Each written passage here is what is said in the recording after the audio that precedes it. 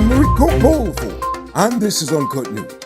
Before we begin, do you have something you want to leak without revealing your identity? Send us a tip on WhatsApp on telephone number 659-6151. Now for tonight's news. The investigation into the jiggery pokery at the Demerara Harbour Bridge Corporation's asphalt plant has uncovered even more corruption. Last year, DHP General Manager Ralston Adams approved and purchased an 897,000 Guyana dollar gold bracelet for himself as a gift without the approval of the board of directors. The gift was reportedly purchased in November 2019 for International Men's Day on the behalf of the corporation. It was also noted that gifts were also brought for other staffers without the approval of the board. Edgell told the media that the report would be discussed with the board and the necessary actions will be taken, whatever that means. Last night, a taxi driver on the west coast thought he could try a thing and rob a sleeping passenger of his gold chain. But what he thought would have been a quick come-up turned into an epic fail after he ended up flying into a trench. According to police, the victim had fell asleep during the drive from Parika. Upon reaching Crane, the driver stopped the car and decided to pounce.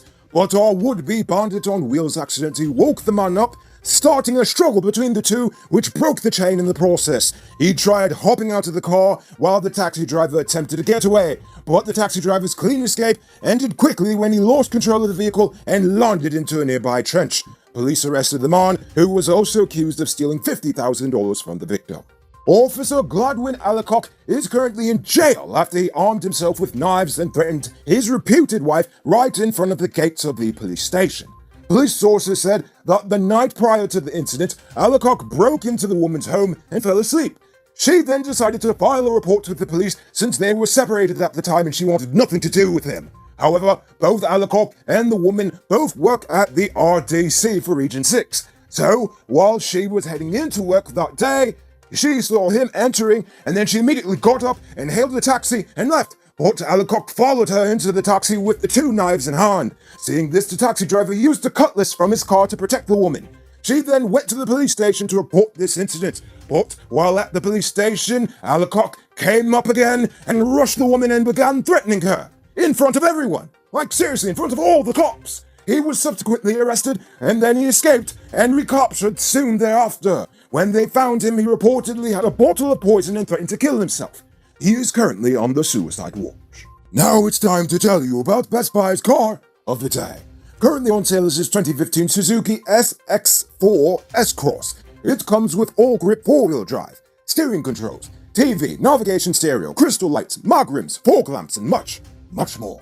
Pay cash for $5.1 million, or pay down as low as $1,020,000 with around $98,000 monthly, and it's yours. Call or WhatsApp 662-0844 for more info, or visit their showrooms at Lot 171 Peter Rose Street, Queenstown, or Lot 2 Lamar Street, and tell them Noriko sent you for this sweet deal. Dr. Frank Anthony says the government will not force anyone to take the Rona vaccine when it becomes available. During yesterday's update, Minister Anthony said the new immunization legislation to come is meant to guide the process of vaccination among the country's adult population, as current laws govern the protocol amongst children only. He added that consultations will be held with the general public, those which he is encouraging citizens to participate in. Dr. Anthony had explained that at least 60 to 80% of the population needs to be immunized to reach herd immunity. But if you're scared about the shot being mandatory, I wouldn't fret too much. Nothing is mandatory in this country, not even laws or even common sense. The Ministry of Home Affairs' recent decision to release 65 inmates early caused a backlash on social media, especially amongst the opposition. In response, the prison service explained that the decision was made in accordance with the law. As such, the inmates who were released were not considered to be of a greater risk to society than any other inmate who serves their full sentence and is then released. He also said that they were chosen for good behavior, rehabilitation, and the fact that they all had less than 3 months left in their sentences. Of the 65 former inmates, 5 were imprisoned for major offences, 9 for serious, and 51 minor. Last night, a fatal accident on the Kurukuru public road claimed the life of 32-year-old Bisham Nadram of Lanarkshire. According to police, he was struck down by a speeding motor car driven by a 42-year-old resident of border Georgetown. The driver claims that Nandram had decided to suddenly cross the road as he was approaching, causing him to slam right into the man. Nadram was taken to the hospital where he was declared dead on arrival, while the driver is currently in police custody. Great news for those of you who are still looking for an affordable smartphone. Get the Logic L60 for just $20,000. It comes with 1-year warranty and free Digicel Prime bundle. Available at Cellular Plus in the City Mall, Regent Multiplex Mall, Starbrook Square, and Sunday opening at Massey Providence and Massey Turkine. Don't miss out. 48-year-old Jermaine Maynard was sentenced to 88 years imprisonment for the 2013 murder of his 20-year-old ex-girlfriend. Now, he has filed an appeal deeming the sentence severe. The court heard that on Old Year's Day 2013, Maynard shot his ex-girlfriend, 20-year-old Clarissa Matthews, in the face in front of KFC in Starbrook while she was with her family. Maynard is now asking the courts of appeal to set aside and/or reverse his conviction and sentence, contending that the trial judge made several errors in law when summing up the evidence to the jury. He further argued that the 88-year jail sentence is manifestly excessive. But you know what's also excessive? The amount of money we spend a year keeping people like this guy alive on the state's dime. Now it's time for today's Rona Report. Today, the nation recorded 18 new cases. The total number of deaths now stands at 164. There are now 5 persons in the ICU and 340 persons in home isolation. The total number of known cases in the country is now 6,319. So, please people wash your hands frequently. Avoid touching your nose and mouth and mask up before you leave the house. When you do leave home, try to avoid enclosed spaces and large crowds. And remember to give 6 feet of space between you and others. Now, let's take a look at news in the region. Grenada's Ministry of Education announced that schools will not be reopening on January 4th, 2021.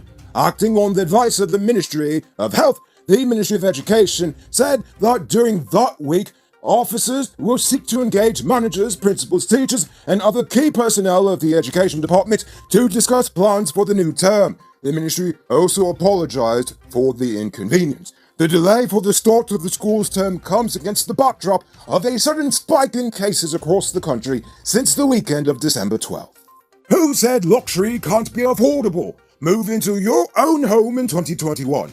Lenora Estates West Coast Emerald properties are within your reach. Move out of the landlord's place and put that rent money towards your own 5,000 square feet property.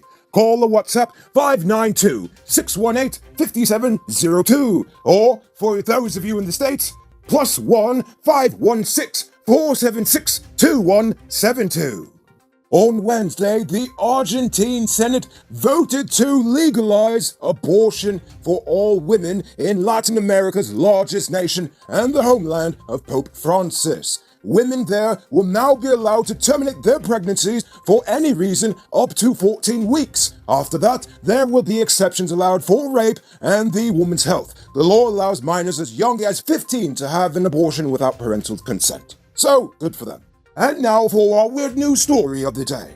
A man from Las Vegas wearing a Donald Trump mask, a long white beard, and a Santa hat shot his former brother-in-law in Ronhut Park in California on Sunday morning, according to police. Police were called to Manchester Avenue that morning by a woman who said her 77-year-old husband had been shot. Police quickly spotted the shooter's vehicle and arrested the man without incident. Inside the car, police found a handgun in a duffel bag, a rubber mask resembling President Donald Trump, and a long white curly beard. Officers determined the victim had been shot twice and he was taken to a hospital with non-life-threatening wounds. Officers later determined that the suspect was 75-year-old Gerald Jacinth, and he came to the victim's home claiming he had a quote-unquote special delivery and then shot the victim twice while in the weird disguise. And now, here's where it actually gets even weirder. It seems like the man didn't even give police a reason for shooting his former brother-in-law. Moving on to our Uncut News Viewers Poll question of the day. Every day we pose a question about current events in Guyana, the region, the diaspora, and how you feel it relates to us. So, you give your responses in the comments, and we just might read the best ones in the following episode. Yesterday's question was, what punishment should there be for lawbreakers? Aside from the death penalty, I saw some of you geniuses said that, and I'm not reading those answers. Heinty Varswick said, I do not oppose incarceration, but prison should be an educational institution which provides education for slow learners who cannot read or write along with high school and college degrees to be made mandatory for all prisoners. Vero Paul said, I am for small petty criminals to do community service instead of just having them in prison wasting taxpayers' dollars. And finally, Jay Jairam said, lawbreakers should be made to work for their communities. They should be put to clean up the sewers and drains. This is one area which needs much help. Well, since New Year's is coming up, let's do something a little differently tonight for our question. Tonight, I want to know, what is the biggest thing you're looking forward to for 2021? What are you expecting from the government? Your job, family, it can be anything at all. Go ahead and tell us in the comments below. If your response is good enough, we just might feature it in Thursday's episode, our last one for the year. Anyway, that's all the time we have for tonight. Check us out tomorrow for another. Until then, I'm Noriko Bulford saying, good night, folks. Hey, Uncut News viewers, thanks for watching. You can subscribe by clicking on this button over here, or click over there for more news. You can also drop a comment to let me know if you've made it to the end of the video. Goodbye for now.